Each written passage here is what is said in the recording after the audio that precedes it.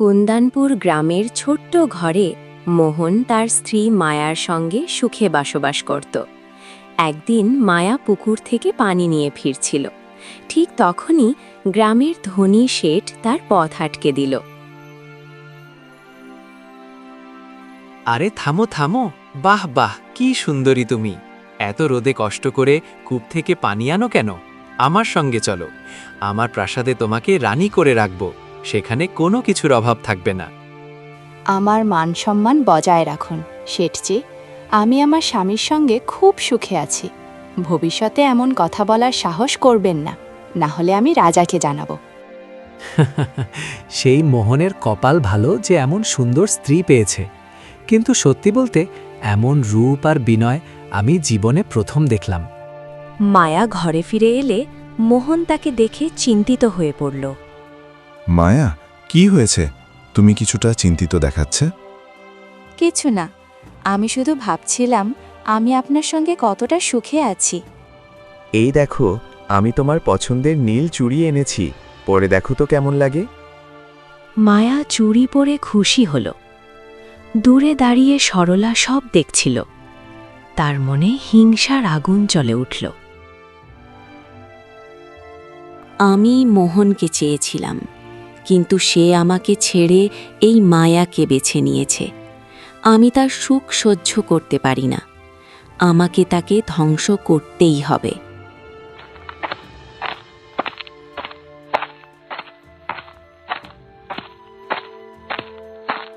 সরলা ঘন জঙ্গলে থাকা এক তান্ত্রিক বৃদ্ধার কাছে গেল। এসো মেয়ে, কি নিয়ে এসেছো এখানে? আমি একটি নারীর জীবন ধ্বংস করতে চাই। তার কারণে আমার প্রেম আমাকে ছেড়ে গেছে। কাজ হয়ে যাবে, তবে এর বিনিময়ে তোমাকে তোমার জীবনের কিছু বছর আমাকে দিতে হবে। আমি রাজি। আমি শুধু চাই সে এই পৃথিবী থেকে মুছে যাক।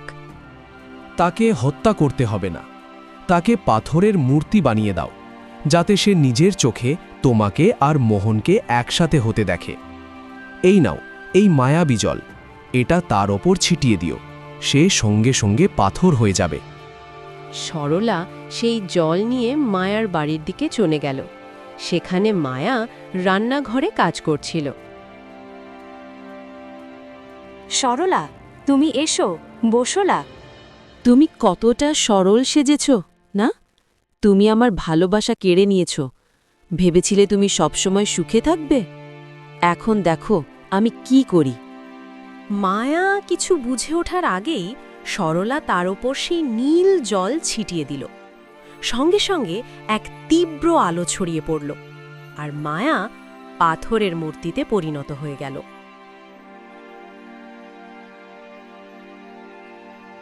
মায়া, হে মায়া, এটা কি হলো? তুমি পাথর হয়ে গেলে কিভাবে? হে ভগবান, এটা কি অভিশাপ আমার ঘরের উপর! মোহন, তুমি জানো মায়া পাথরের মূর্তি হয়ে গেছে। না না, এটা হতে পারে না। আমার মায়া পাথর হয়ে যেতে পারে না। আমি তাকে ঠিক করে আনবো, যাই হোক না কেন। মোহন, যে একবার পাথর হয়ে যায় সে আর কখনো মানুষ হয় না।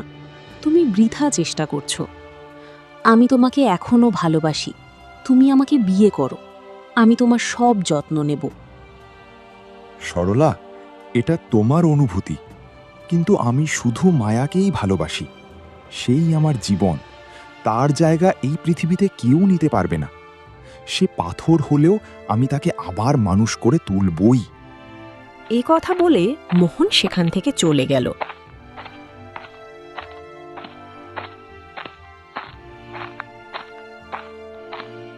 পিছনে দাঁড়িয়ে সরলা হিংসায় জ্বলতে লাগল। মায়ার মধ্যে এমন কি আছে যে সে পাথর হয়েও মোহনের হৃদয় থেকে মুছে যাচ্ছে না?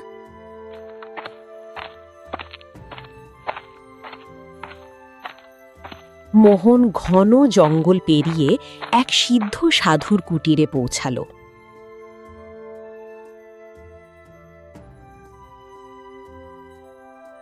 প্রণাম সাধু মহারাজ, দয়া করে চোখ খুলুন। আমার আপনার সাহায্য প্রয়োজন। হরি ওম, হরি ওম, হরি ওম। পুত্র, কি হয়েছে?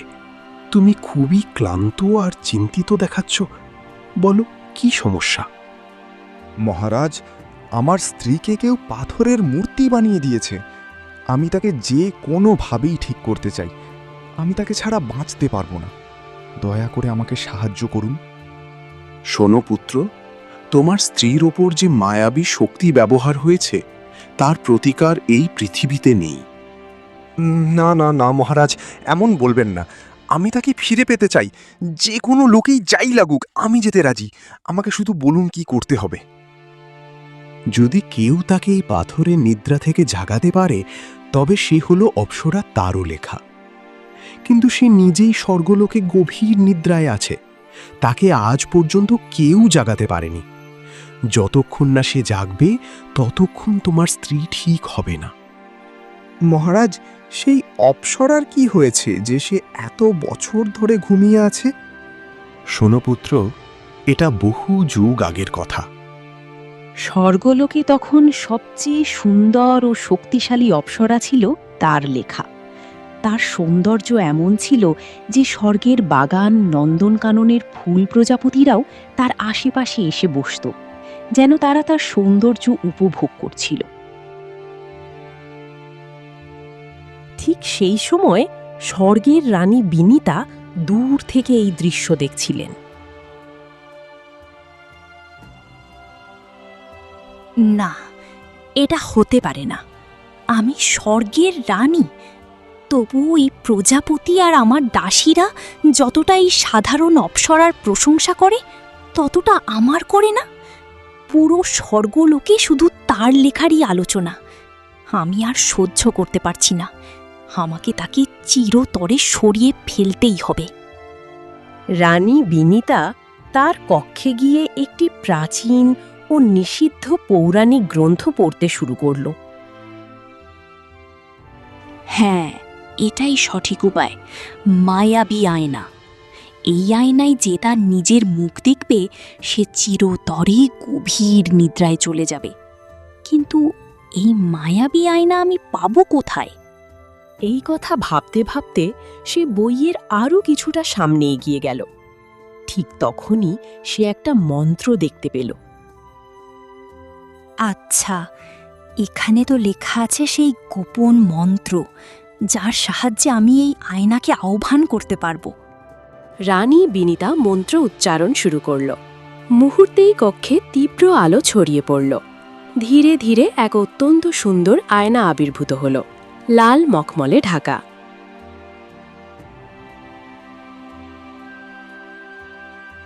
এই বইটা সত্যিই অলৌকিক। আমার মা ঠিকই বলেছিলেন, এটা আমার সব সমস্যার সমাধান করবে। এখন দ্রুত এই আয়নাটি তারালেখার কক্ষে রেখে আসি। রানী আয়নাটি তার লেখার কাকশে রেখে দিল।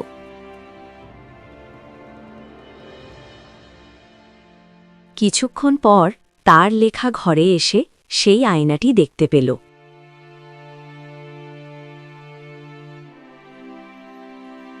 এত সুন্দর আয়না! আমি আগে কখনো এমন আয়না দেখিনি। কিন্তু এর উপর কাপড় কেন? হয়তো মহারাজ আমাকে উপহার হিসেবে দিয়েছেন। চল দেখি এতে আমার প্রতিচ্ছবি কেমন দেখায়। তার লেখা লাল কাপড় সরিয়ে আয়নায় নিজের প্রতিচ্ছবি দেখতেই তার চোখে অন্ধকার নেমে এলো। এক তীব্র আলো ছড়িয়ে পড়ল এবং সে বিছানায় পড়ে গভীর নিদ্রায় চলে গেল।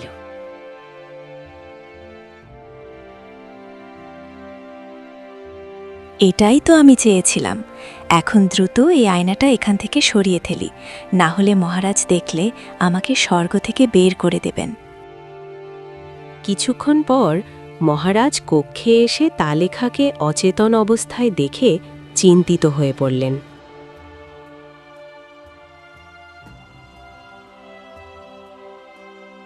এ কি? এ তো নিদ্রা অবস্থায় চলে গেছে। এটা কিভাবে সম্ভব? মহারাজ, মনে হচ্ছে সে মারা গেছে। তাহলে শেষকৃত্য করে দিন। বিনিতা, তুমি কি বলছো? অপ্সরারা কখনো মারা যায় না। এর মধ্যে এখনো অসীম শক্তি আছে। সৈন্যরা, একে নিয়ে যাও এবং নিরাপদে কারাগারে রাখো। একদিন না একদিন এর ঘুম ভাঙবেই। সেই থেকেই তার লেখা স্বর্গলোকে গভীর নিদ্রায় বন্দী হয়ে রইল। যদি তুমি তাকে জাগাতে পারো তাহলে স্বর্গলোকেরও কল্যাণ হবে, আর তার শক্তি দিয়ে তোমার স্ত্রীও আবার মানুষ হয়ে উঠবে। ঠিক আছে মহারাজ, আমি প্রস্তুত। কিন্তু আমি স্বর্গলোকে কিভাবে যাব? আমি তো একজন সাধারণ মানুষ। আমি তোমাকে স্বর্গলোকের দরজা পর্যন্ত পৌঁছে দেব। তার পরের পথ তোমাকেই চলতে হবে। সাধু মন্ত্র উচ্চারণ করলেন। এক তীব্র আলো ছড়িয়ে পড়ল, আর মুহূর্তেই মোহন স্বর্গলোকের দ্বারে পৌঁছে গেল। থামো মানব, তুমি এখানে কেন এসেছ?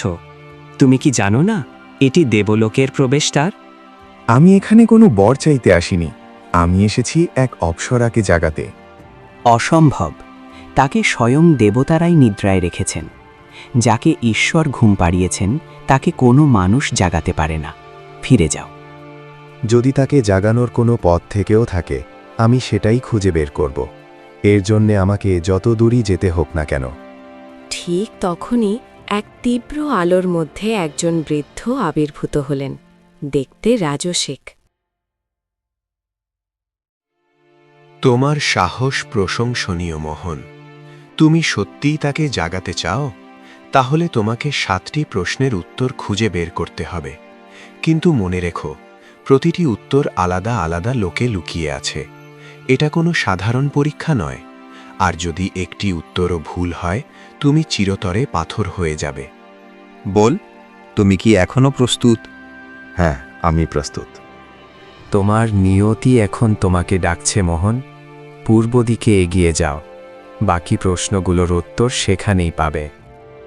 এই কথা বলে লোকটি সেখানেই অদৃশ্য হয়ে গেল। মূর্খ মানব, তুমি নিজেই তোমার মৃত্যুকে বেছে নিয়েছ। এখন কেউ তোমাকে বাঁচাতে পারবে না। মোহন শান্তভাবে পূর্ব দিকে এগিয়ে গেল।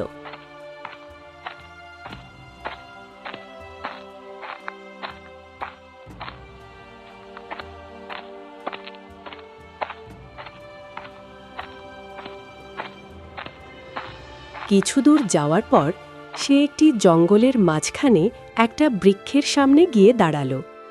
তখন হঠাৎ একটা রহস্যময় কণ্ঠ শোনা গেল।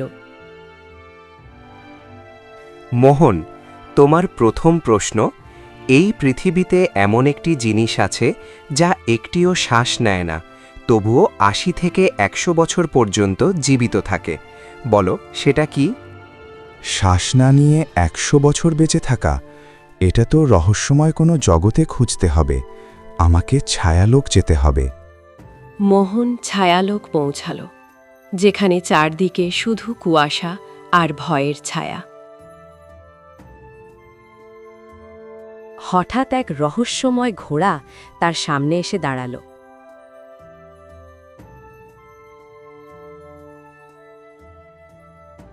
তুমি কি আমাকে পথ দেখালে? ঘোড়াটি মাথা নেড়ে তাকে সামনে নিয়ে গেল।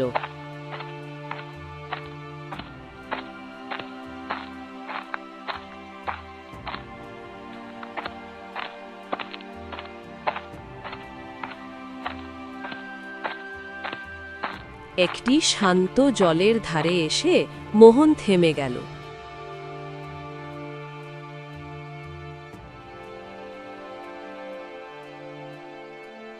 পেয়ে গেছি। উত্তরটা হলো ছায়া। ছায়া মানুষের সঙ্গে দীর্ঘ জীবন থাকে, কিন্তু সে কখনো শ্বাস নেয় না। সঠিক উত্তর। প্রথম দরজা খুলে গেল। এবার তোমার দ্বিতীয় প্রশ্ন, কোন শব্দ এমন যা শোনার সাথে সাথে সময়ও থেমে যায়? সময় থামিয়ে দেওয়া শব্দ। এটা কোনো সাধারণ শব্দ নয়। এটা স্মৃতির গভীরে লুকানো। আমাকে স্মৃতিলোকে যেতে হবে। মোহন স্মৃতিলোকে প্রবেশ করল। চারদিকে ছড়িয়ে আছে পুরনো স্মৃতি, শিশুদের হাসি, বন্ধুদের ডাক আর বিদায়ের কান্না। এত শব্দ, আমি বিভ্রান্ত হয়ে যাচ্ছি। সে চোখ বন্ধ করে মন স্থির করল। তখন হঠাৎ একটি শান্ত গভীর ডাক তার কানে এলো। এটা কোনো সাধারণ শব্দ নয়, এটা মায়ের শেষ ডাক। এই ডাক শোনার সাথে সাথে মানুষের কাছে পুরো পৃথিবী আর সময় থেমে যায়। সত্য বলেছ মোহন, মায়ের ডাকে এমনই শক্তি আছে। তো ঠিক আছে, তোমার দ্বিতীয় উত্তরও সঠিক হয়েছে। হ্যাঁ, তাহলে দ্বিতীয় প্রশ্নও পার হয়েছে। তাহলে আর দেরি করবেন না, আমাকে তৃতীয় প্রশ্নও করুন। হ্যাঁ, সাহস রাখো যুবক, কারণ পরের প্রশ্নগুলো আরও কঠিন হবে। তো শোনো তোমার পরের প্রশ্ন। বলো, এটা কি যে সবাইকে দেখতে পারে কিন্তু তাকে কেউ দেখতে পারে না? কি, ও সবাইকে দেখতে পারে কিন্তু ওকে কেউ দেখতে পারে না? এটা তো চিন্তার বিষয়। ও, এর উত্তর আমাকে জানার জন্য অদৃশ্য বন যেতে হবে। এই কথা বলে মোহন অদৃশ্য বনের দিকে চলে গেল।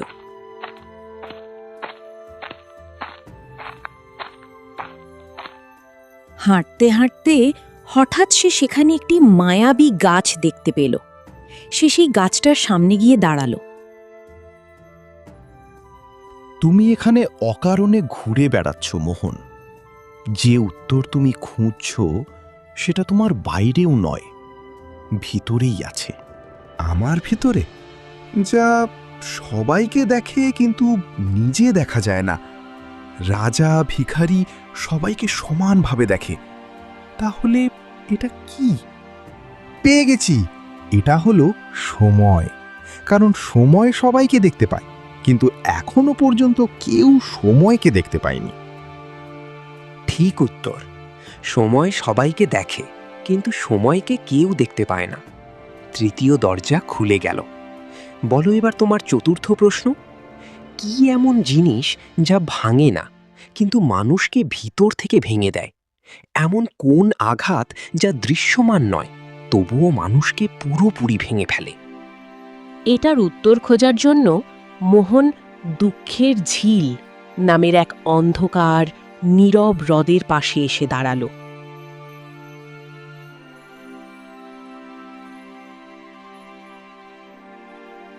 হঠাৎ জলে হাত দিতেই তার অতীতের ভাঙা স্মৃতিগুলো ভেসে উঠল।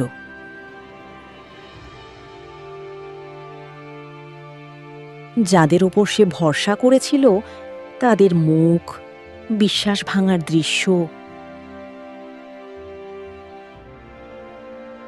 এটা এটা অসহনীয় ব্যথা। আমার এমন কেন মনে হচ্ছে? এটাতে হাত দেওয়ার পর থেকেই আমার অতীতের সব কিছু আমার মনে পড়ে যাচ্ছে। আরে কি অসহনীয় ব্যথা, সহ্য করা যাচ্ছে না। পেয়ে গেছি, উত্তরটা হলো প্রতারণা, ধোঁকা। ধোঁকা নিজে কখনো ভাঙে না, কিন্তু যাকে দেয় তাকে ভিতর থেকে ভেঙে দেয়। সঠিক বলেছ মোহন, তুমি অনুভূতির সবচেয়ে কঠিন জাল কেটে ফেলেছ। এখন 4টি উত্তর সম্পূর্ণ, কিন্তু মনে রেখো, এখন থেকে পথ আরও বিপজ্জনক। এখন তুমি 5ম প্রশ্নের দিকে যাচ্ছ, এবং এই ধাপটি সবচেয়ে ভয়ঙ্কর। অতীতের কড়িগুলো ধীরে ধীরে আবার জড়ো হতে শুরু করল মোহনের সামনে। কিন্তু এখন সত্য খুব দূরে নয়। এখন মনোযোগ দাও এবং 5ম প্রশ্ন শোনো। এই পৃথিবীতে সবচেয়ে বড় বন্দী কে? সে কি সেই মানুষ যে লোহার কারাগারে বন্দী, নাকি সে যে কোনো জঘন্য অপরাধ করেছে? সে কি সেই মানুষ যে লোহার কারাগারে বন্দী, নাকি সে যে কোনো জঘন্য অপরাধ করেছে? না না, উত্তর এত সহজ হতে পারে না। মোহন চোখ বন্ধ করল। তার মাথায় বারবার ভেসে উঠছে অতীতের দৃশ্য, স্মৃতি আর তার লেখার মুখ।